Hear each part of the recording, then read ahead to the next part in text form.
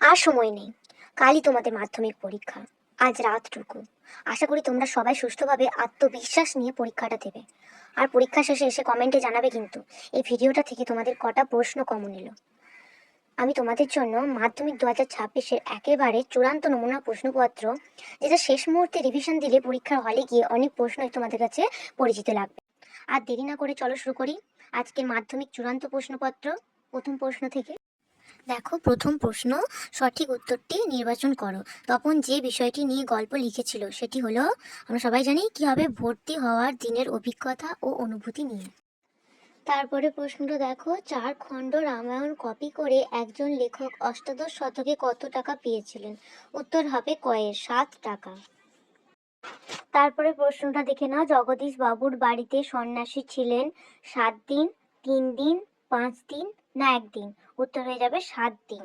তারপরে প্রশ্ন 1.4, নদীর বিদ্রোহ গল্পে প্যাসেঞ্জার ট্রেনটি যে সময়ে 3:45, 4:45, 5:45 না 6:45? উত্তর হয়ে যাবে 4:45। তারপরে 1.5, সেই হোক তোমার সভ্যতার শেষ পূর্ণবাণী।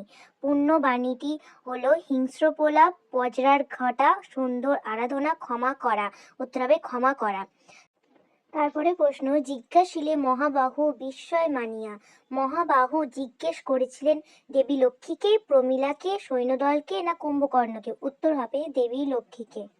তারপরে প্রশ্ন 1.7, মাভৈ মাভৈ মাভৈ শব্দটির অর্থ কি?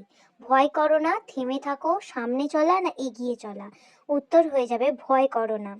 তারপরে প্রশ্ন দেখে নেব, আদিতে ফাউন্টেন পেনের নাম ছিল রিজার্ভার পেন, বল পেন, ঝর্ণা কলম, ব্যারেল পেন?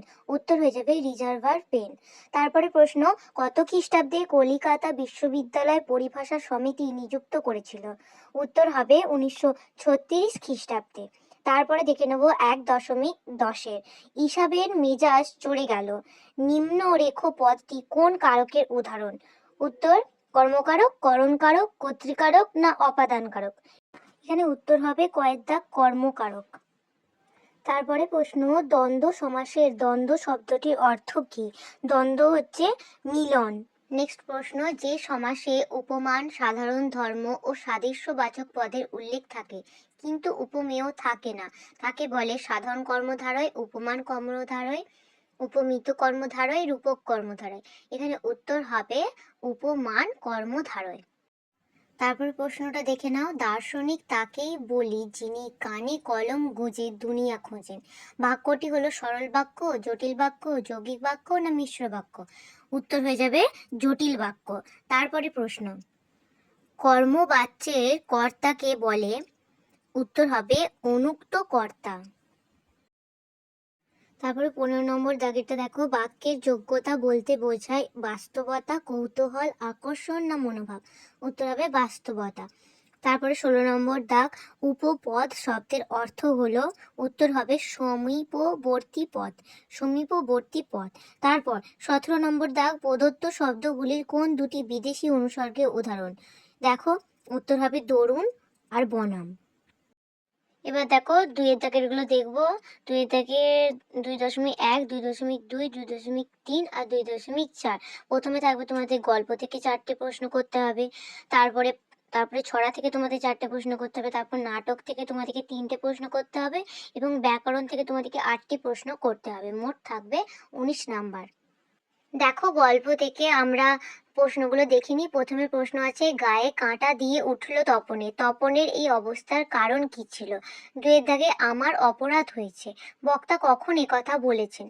3 নম্বর প্রশ্ন, কিরূপ সদাশয় ব্যক্তি ইনি? সদাশয় ব্যক্তি বলার কারণ কি? 4 নম্বর প্রশ্ন, নদীর প্রতি নিজের পাগলামিতে নদের চাঁদের অনুভূতি কেমন ছিল? এবং 5 নম্বরের প্রশ্ন, এতে ওদের দুজনেরই ভয় কেটে গেল। ভয় কেটে যাওয়ার পর অমৃত ও ঈশাপ কি করেছিল? দেখো, এখান থেকে তোমাদেরকে 4টে প্রশ্ন করতে হবে। দেখো, তারপর 2.2 ছড়া থেকে দিয়েছে, আয় আরো বেঁধে বেঁধে থাকি, এ কথা বলার কারণ কি? 2 এর দাগের প্রশ্ন, সেই হোক তোমার সভ্যতার শেষ পূর্ণবাণী। পুণ্যবাণীটি কি? তারপরে প্রশ্ন, হা দিক মোড়ে বক্তা কি বলে আত্মধিক্ষার দিয়েছেন? তারপরে প্রশ্ন, তোরা সব জয়ধ্বনি কর, কবি কাদের জয়ধ্বনি করতে বলেছেন? এবং 5 নম্বর প্রশ্ন, যেখানে ছিল শহর সেখানে কি ছড়িয়ে রইল? এখান থেকেও তোমাদের 4টি প্রশ্নের অ্যান্সার দিতে হবে।